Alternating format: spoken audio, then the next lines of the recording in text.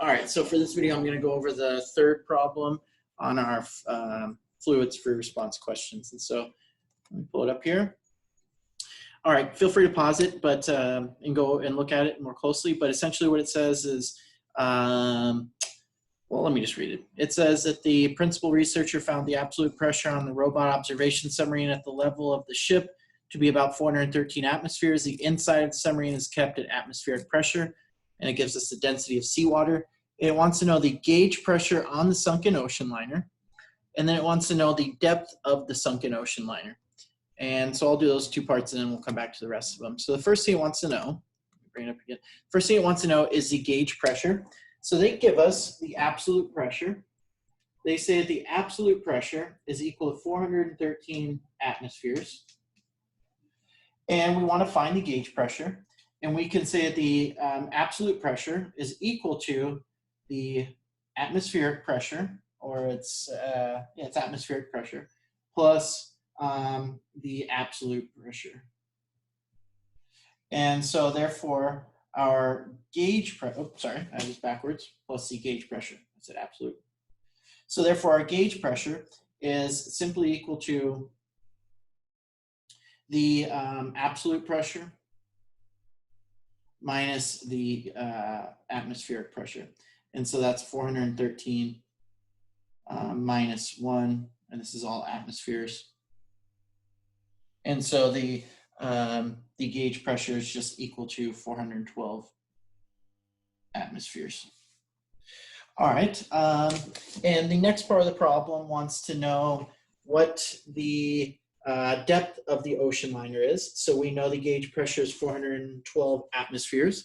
And so we can relate this to pressure by saying that the gauge pressure is equal to rho g h.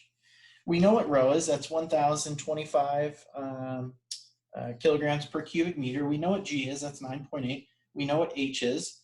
Or I'm sorry, we don't know what h is. That's what we want to find. But we know what the gauge pressure is.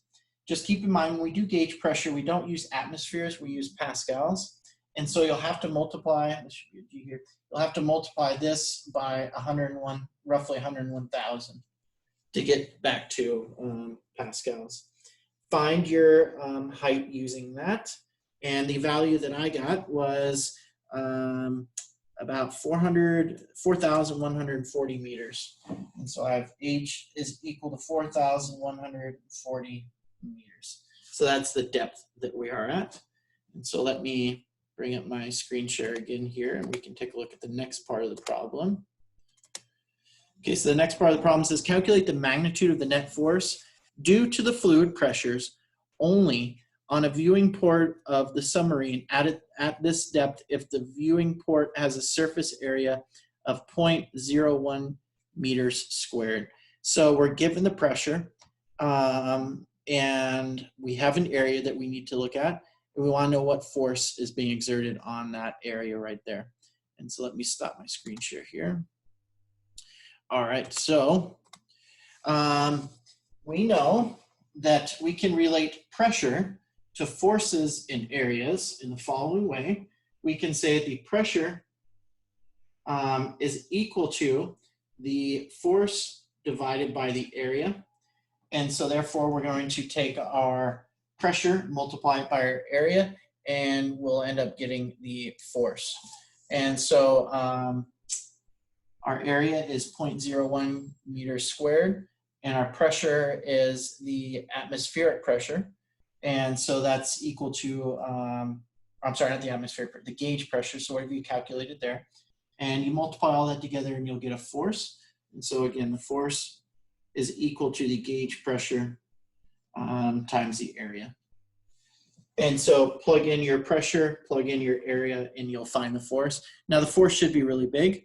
And just make sure that when you use pressure, you're using the gauge pressure and you're using it in units of pascals. And so that will be your pressure. All right, so let me do a screen share again here.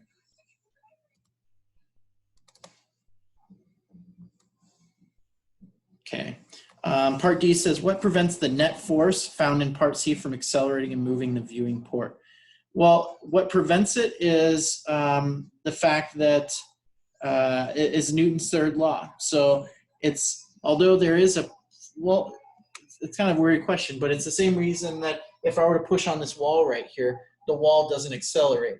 Because there are other forces acting on it. There's Newton's third law, which tells us there's equal and opposite forces, and that there's also balanced forces. It tells us that whatever's on the other side of that wall, or the glass itself, is causing a force equal in magnitude to that force that we calculated right here. So I shouldn't say Newton's third law, because that's a little bit different.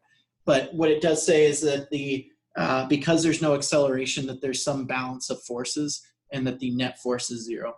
Because remember, you can have forces and still have a net force of 0. It just means that something is being balanced out. And so I guess specifically it would be the force, the normal force from the window pushing it out. So there's the answer is just that the net force is 0 on it. And so let me do another screen share here. All right, so now it says the ocean liner came to a rest at the surface of the ocean before it started to sink. Due to the resistance of the seawater, the sinking ocean liner then reached a terminal velocity of 10 meters per second after falling for 30 seconds. And now it wants to know a few things. It wants to know the magnitude of the average acceleration of the ocean liner during this period of time. And then it wants to know how far it went in that time. And then it wants to know the time it took to hit the bottom of the ocean floor. So keep in mind two things. Keep in mind that it only accelerates for the first, I think it was 30 seconds. Let me actually see. Sorry, I have to double check here. Yeah, so it accelerates until it reaches a terminal velocity of 10 meters per second after falling for 30 seconds. And so the first thing that we want to know is the acceleration of it, the average acceleration. So we want to know the average acceleration. So we know that our final velocity is equal to 10 meters per second. We know our initial velocity is 0. And we know our time is 30. And so if we plug that into a kinematic equation, we can say that VF is equal to V naught plus acceleration times time. This is 0. And so we should get an acceleration of, well, if we plug everything in, it should be around 0.33 meters per second squared for our acceleration.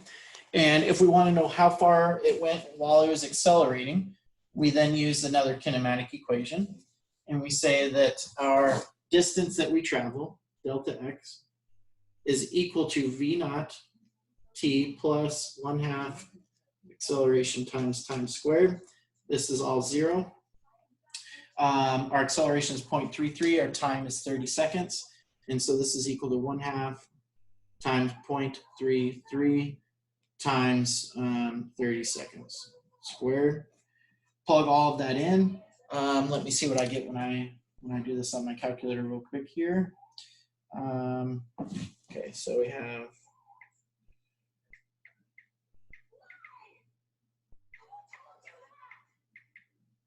so I get about 148.5, or I'm just going to round it up and say 150 meters. So it accelerated for 150 meters, but remember, it's still going all the way down to the bottom of the ocean, which is at a total depth of 4,140 meters. We've only covered 150 meters. And so we want to know how long does it take traveling at 10 meters per second to follow the rest of the distance. And so if we started at 4,140 and we've got 150 meters, we need to cover 3,990 meters and see how long that takes. And so our delta x then is equal to 3,390 meters. And how long does it take traveling at a constant velocity of 10 meters per second? Well, remember that delta x is equal to the velocity times the time. And so if we're looking for time, we just take this and divide it by the time, or the velocity, I'm sorry. And so we could say that the time is equal to our displacement of 3,390 meters divided by our velocity of 10 meters per second. And so that's 3,990 divided by 10, like this. Let me make sure I have my numbers right.